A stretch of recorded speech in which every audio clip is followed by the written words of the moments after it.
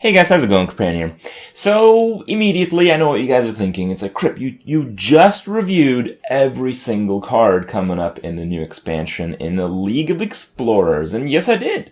But there were a few circumstances. I try to make that review as brief as possible, largely because, well, I didn't have too much time to go in-depth to think about the cards. I didn't review too many of the comments, which usually change my mindset on at least one or two of the cards in any given review that I do. And, it was basically, I had an 8-hour time slot in between the first day of BlizzCon and the second day of BlizzCon that I had to sleep in, and I took 4 hours of that to make that card review. So, if I had to do it again, I could do a little bit better. I could probably add a little bit more insight on each card, but I went over all of it, and I was happy with most of it, except for a few cards that some of you guys changed my mind on. So I wanted to give you guys those opinions so you guys have an even better opinion on what's going on and what to expect in the expansion coming up later in the week, in fact. And before we get to the cards, I just want to mention that in terms of the expansion as a whole, one thing that I hadn't really mentioned is the value involved in getting the expansion, because this is something that actually is very relevant to a lot of people. Should I buy this expansion? This is the question everyone really asks when they add more content to Hearthstone. In this case, it's important to note that you can't craft the cards, so because it's an adventure mode expansion, it can be difficult to actually use some of the cards. So if any of the cards are particularly good or deck defining, it's kind of important to get them. And with that at the back of your mind, out of all the adventures so far, Naxxramas has been probably the most influential, and it just had really, really powerful cards. But I would say that this expansion is slightly more valuable than Naxxramas. Not because the cards are overall better, but generally because there's more of them. So I think Naxxramas cards are still there's still a lot of really, really powerful cards in Naxxramas, but Naxxramas has 30 cards total, and it's a 5-wing expansion. So, that's 6 cards per wing. So you pay like $7 or whatever it is that you pay to get a wing of the game, or 700 gold, and you get 6 cards. In League of Explorers, it's 45 cards in 4 wings. So it's actually almost twice as many cards per wing. So I think there's generally a lot worse cards in the League of Explorers, but there's twice as many. And I think that actually plays a bigger impact than each of the cards, all of them being really super powerful. So if you thought Naxxramas was worth it, I would say that League of Explorers is probably about as worth it as Naxxramas. So hopefully that gives you guys some perspective. And as far as the cards, let's get into it. The first one on the list, on the re-review, is the Explorer's Hat. Now, a YouTuber by the name of Fraser talked about this card in a different way that I didn't really think about. It got some attention, and it basically swayed me. And before I go into too much of this swaying process, I do want to mention that most people who post their opinions on cards on Reddit, on their videos or whatever, I generally disagree with those, and I just stick to my own opinions. I am wrong a lot of the time, but I don't get swayed too often, so it's kind of interesting when I do. In this particular case, the Explorer's Hat was described as a means for a hunter who doesn't want to use excess mana on hero power to use that excess mana playing Explorer's Hats constantly to trade up. It makes it so Explorer's Hat gives Hunter kind of like a ping ability rather than a 2 face damage ability, which basically makes it so Hunter doesn't necessarily have to play extremely aggressively. It can use excess mana on buffing the board, just as, a more controlling class like Mage, which has a ping ability of its own, kind of makes it that style. Of course, Explorer's Hat can get crushed by silences and a lot of other cards, but I think the card is much better than garbage, which is what I thought it was originally. I think it's actually pretty good. I think Hunter's, Control Hunter, this theme is in the spot Control Rogue was like one expansion block ago. So I feel like the Control Hunter thing, it'll probably work eventually. I still don't see it. I still don't see Control Hunter kind of working out with this set of cards added on top of what we already have. But, we're getting there, and this is a good addition to that. So I don't expect us to see too much play, or any play.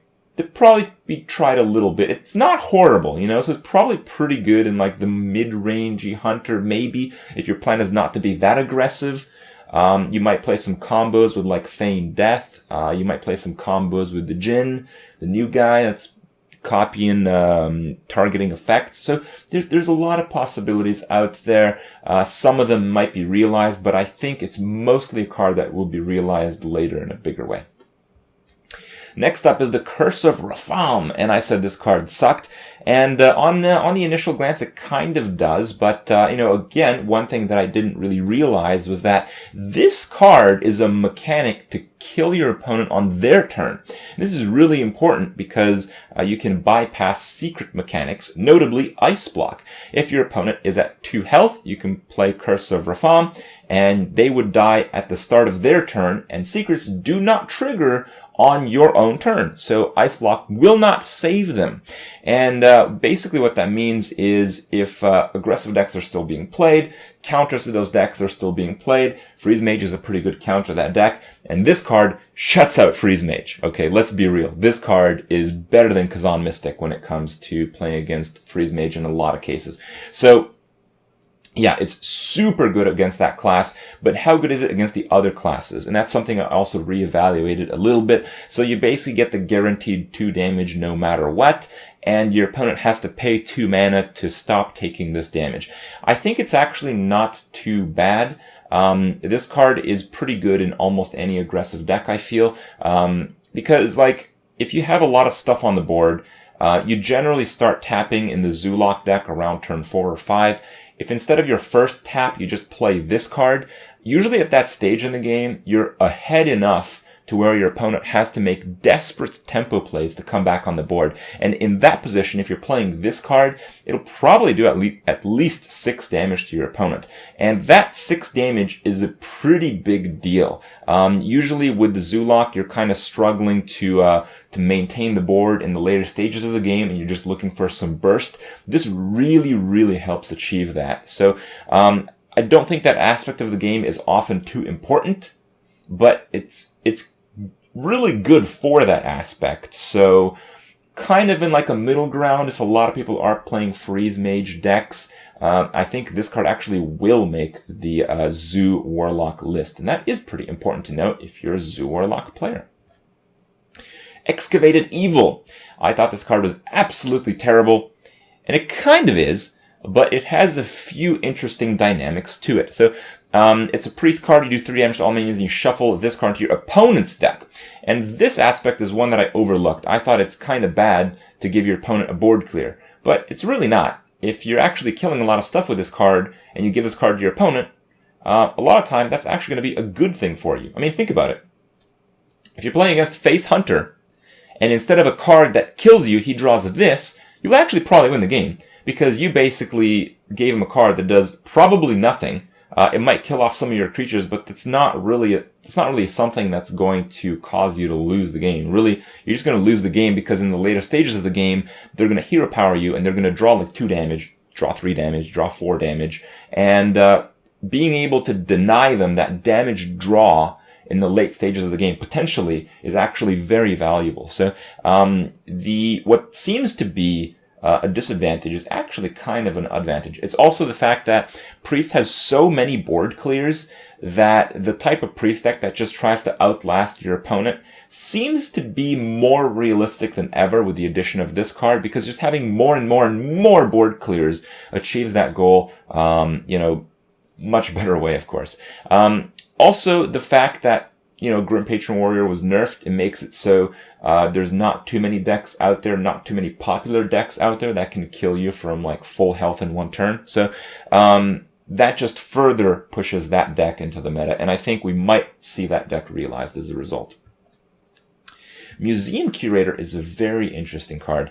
So it's a 2-mana 1/2 Battlecry Discover a Death Rattle card. A 1/2 I think is considerably worse than a 2/1. It's not horrible right now because you often will just trade for like a Leper Gnome with your 2-drop no matter what. But this card played in the later stages of the game, I significantly underestimated. And this is another one of those situations where the people who contribute to Reddit actually gave me a lot of insight. Herbert made a list of Death Rattle cards. I'll show you guys the list there. And if you actually look over the list, yeah, there's some bad ones at the start, but you have to keep in mind with the Discover mechanic, you get 3 options. So if you get 3 options as a priest, are you really going to see like 3 bad options from that list? No, it's super unlikely. Even some of the early game options are pretty good. Like if you pull a Loot Hoarder, that's fine. You can pull even some taunts like the Ghoul, but look at the cards on top of the list. There's so many legendaries. There's so many of them. It's just ridiculous how many there are, really. So this card is actually pretty damn good. It makes it so you can play it as a desperate play in the early game, and a lot of the Death Rattle minions that are low casting cost actually deal with aggro, and a lot of the Death Rattle minions that are high casting cost are just super heavy late game cards. So this little guy, which seems very unimpressive, will allow you to quite accurately, and that's really the detail that I was missing, quite accurately adjust your gameplay for the deck that you're facing, which is, one of the things that Priest is really bad at. And this helps that so much. It also makes it so it's an interesting card for Arena, largely because legendaries often win in a control battle in Arena. The part that's not so interesting is that Arena is very tempo driven, and because it's very tempo driven, having a card that just crap tempo, like a 2-mana 1/2, makes it so you'll probably lose the game. But I think if you see this card as kind of like a mid-range minion, or like a late game minion, which often you can have it become one, it's actually a pretty good Arena card as well. So this is kind of like one of those sleeper cards. I think this card's actually really, really good. It's tough to say that it will see play, largely because in Constructed, Priest has such a limited space for all the cards you want to play in Constructed, but this is definitely going to be one that you're going to think about putting in your deck. Another one that I really overlooked is Anything Can Happen, the 10-mana Paladin card. I really didn't give too much thought on this card because it just looked painfully stupid, but I don't believe Blizzard would make a 10-mana card that would just otherwise be completely and utterly useless. So, giving a bit more thought into the card, I think it's actually very interesting. What's important to know is that it summons 7 Murlocs that died this game. They introduced a ton of Murlocs in this expansion, so many that I feel that Murloc Shaman would actually be a pretty decent deck. And if that is a decent deck, if that is like the new secret pally of the meta, this card will actually counter it, because you don't have to have your own Murlocs die. If you kill 7 Murlocs of your opponent, you can just play this guy and just fully control the board or kill him. So on that second note, how do you kill your opponent with this card? This card is very powerful for burst damage if you're playing specific Murlocs, but you probably will be playing those specific Murlocs. So very powerful Murlocs in the game. We have the Murloc War Leader. This is what basically makes Murlocs powerful. If not for this card, you wouldn't have a Murloc deck. I think Bluegill Warrior is good enough to make a Murloc deck, and I believe Old Murkai is probably the strongest one of them all. So if you have some Murlocs and you're playing kind of like a mid-range Paladin, this is like your finisher. You can get 2 War Leaders, you can get like 1 Bluegill and Old Murkai, and then just fill the board with whatever other Murlocs you get from this card, and that's a ton of damage. That's a ton of damage. Like Old Murkai is 2 plus the 6 from the other Murlocs. That's 8 plus the 4 attack from the 2 War Leaders. That's 12 off that guy, and the Bluegill is 6. So just from 2 charges, you have 18 burst damage. It's like really, really not bad, right? So is that deck going to be a good deck? It's really hard to say. Much like some of the other cards are just wild cards, it's really hard to say if that deck is actually good enough once it's put together. But if it is, this card is definitely going to see a lot of play. Another one that I kind of looked over a bit too hastily is Reno Jackson. I mentioned that the battle cry is really cool. It's really cool to make like a one-of type of deck to gain the use of the effect. But I don't think it's really going to see too much use of that style. But it's still going to be a really good card. I think it's a pretty good card for a Control Warrior. Often Control Warrior, especially when faced against another Control deck, you are going to lose a lot of life in the late game, but it's not good enough to play heal cards. Heal cards in this game are just crap. That's one thing that Hearthstone really doesn't do justice. Almost all the heal cards are terrible tempo, so bad that even Control Warriors have no reason or just can't use them. But this card is good enough. It's a heavy card. It's a 4/6 for 6 against mid-range or aggressive decks. It's basically a 6 health 6-drop, which is good enough. So if you just need a minion, you can play this guy. It's good enough to beat down all the mid-range and all the early game minions your opponent would play. But more importantly, if you're playing this guy in a fatigue game, you're outright just going to win the game. Because you can probably heal for like 20 or so, especially with warriors being able to manipulate their health with attacking into minions with their weapons. It can save you. So it's really not too bad. I feel like warriors also one of those classes that can get away with running a lot of one-ofs. Not exclusively. You definitely want like 2 executes and 2 of some of the other cards in the deck, but you can get pretty close to that. And if you can get pretty close to an ideal one-of deck, just drawing like maybe 3 or 4 cards that you have 2 of in the deck total will allow you to play this guy in the mid game, which could actually be game winning against an aggressive deck. So much better than I had thought. I still don't know if it's good enough, but it's much better than crap. And we have the Jeweled Scarab. I wanted to include this card on my list because, I was at BlizzCon the last few days and I did talk about a lot of these cards with the other people there. And this card, actually, a lot of the other guys thought it was really good. I still don't think it's that great, but I'm starting to see some of the strengths of the card. The reason this card is better than I had predicted, 1, it's a beast. 2, it discovers a card, so you get card draw from it, so it makes some of the other beast synergy cards a lot better. Like this card might see maybe some play in some kind of hunter deck. 2 for a 1/1 is pretty bad, but because you discover a 3-cost card, it basically guarantees that you play on curve. And while most 3-cost cards are pretty bad, particularly the minions are just bad against bigger minions. But 3-drops in general, like almost the majority, are really good at killing 2-drops. It's like the recovery mechanic. You want 2-drops to push for the board. You want 3-drops, especially in Arena, in case you screwed up your 2-drop. So because of that, I think the card is actually pretty decent. I think it's pretty decent for Arena. And I think it might be okay enough in a beast-themed constructed deck to see play, rather than completely useless. So, big step up.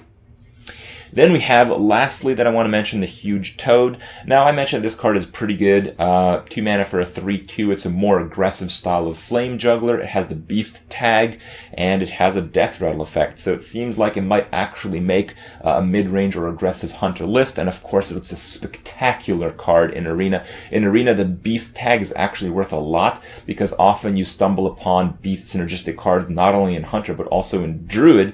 And Druid's, one of the more dominant classes out there, so this helps you achieve that goal of getting more beasts to fully satisfy the synergistic aspect of the other cards you might otherwise run into. But also, I thought it was kind of interesting how this card is just a way, way, way better Bloodfent Raptor, right? So, missed that one. Power creep. It's real. This expansion is definitely way better than it seems. And I really like the fact that a lot of these cards are like deceptively good. A lot of these cards, you just look at it, it's like yeah. But if you really take into account all the factors, so many of these cards are just way better than they seem. So I think we'll have a lot of interesting things coming up from this expansion. And I don't think the attitude of everything being a bit mundane is the proper one in this case. So we'll have to see, but I'm certainly much more excited than I was at first glance on these cards. So I hope you guys are the same. Hope you guys enjoyed the review, and I'll see you guys tomorrow.